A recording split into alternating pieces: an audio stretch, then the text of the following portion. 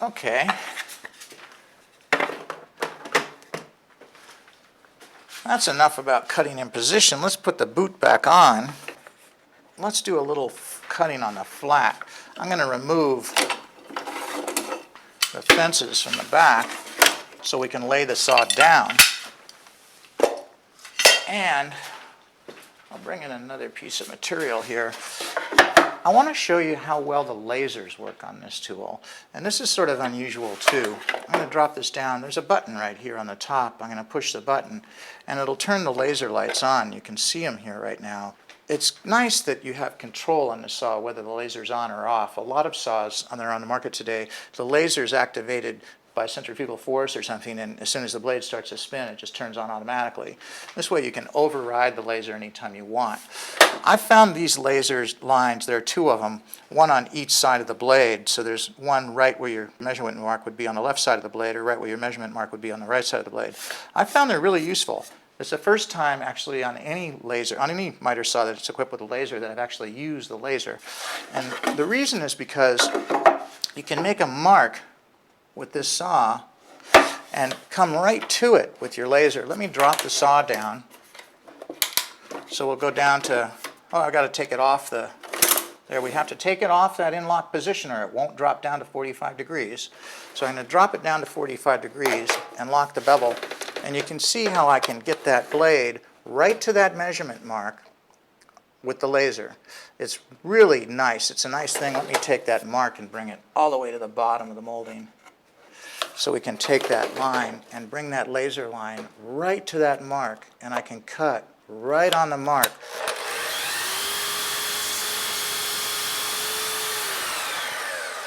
See that?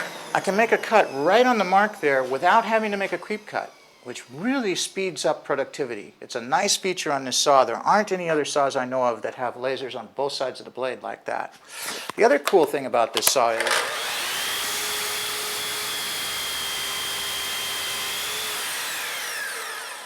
when you make a compound cut like that, even if you're cutting 1 by 12, there's no deflection on the blade. You noticed how I pushed the saw through? Let me do it one more time.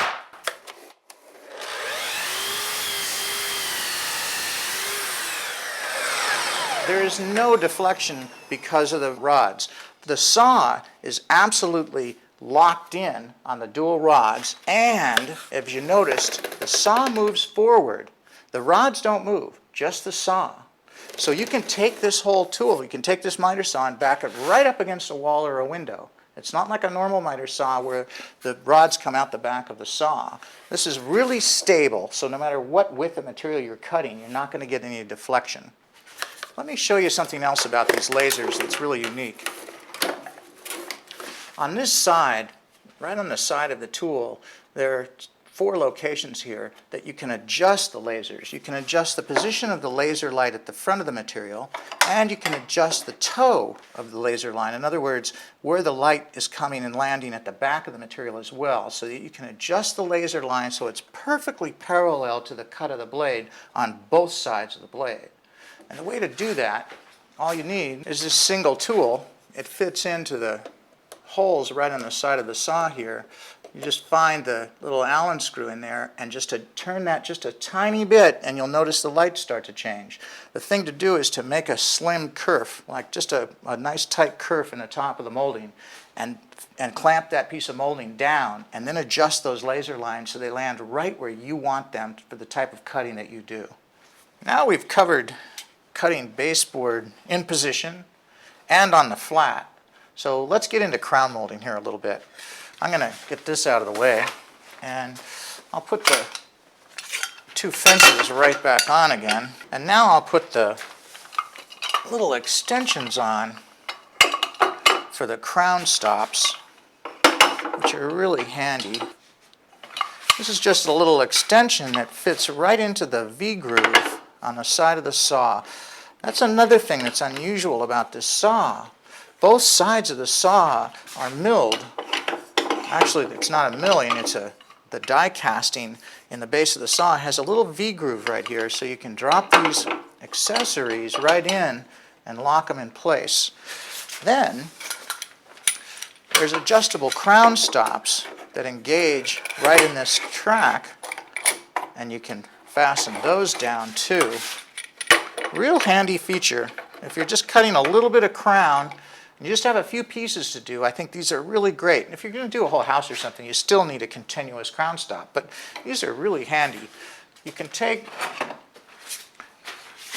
your crown now and drop it in here and adjust your stops so it's sitting right where you want it, and lock them down very easily. I'd probably check that also with a tape measure, make sure these are perfectly parallel to the fence.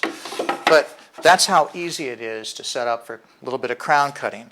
Now, you can see that the little shroud here just clears the back of the crown when you're cutting in position.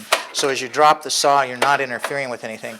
And some folks have said to me that it's a shame the laser doesn't come all the way up to the top of the crown. This is really the bottom because it's upside down, but it doesn't come up to the top. And as you can see, if I had a measurement mark right here, you wouldn't be able to see that because the laser line doesn't come over the top of the molding. But as soon as you start to drop the motor, the laser line comes right over the top of the molding. So you just need to start lowering the saw a little bit, and you'll get both laser lines on the top of the molding. You can adjust your crown to exactly the right position and make your cut without having to make a creep cut.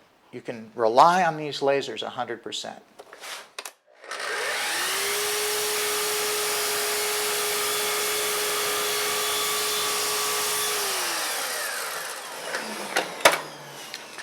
That's about all I've got time to show you right now. You can see how really useful the saw is and how much engineering went into this. I'm really pleased with that. I really don't have too much more time. I'm just going to tease you a little bit with this tool here. This is a really neat angle finder. You take this and spread it out on an outside corner or an inside corner. It goes all the way around. And dial it in so that you got the corner angle, then lock it down. Bring it over to your saw. Put it up against the saw fence, swing your laser line around right down the center of the angle finder, and you'll be able to cut miters perfectly the first time. This is pretty handy, and like I said, it fits into this cubby hole right here on the side of the saw. If you want to know more about that angle finder, visit my website. There's a full article on this saw. The website address is garymkatz.com. And I sure hope you get a chance to watch my DVD programs, especially the wainscoting program, where you'll see me using a lot more Festool tools.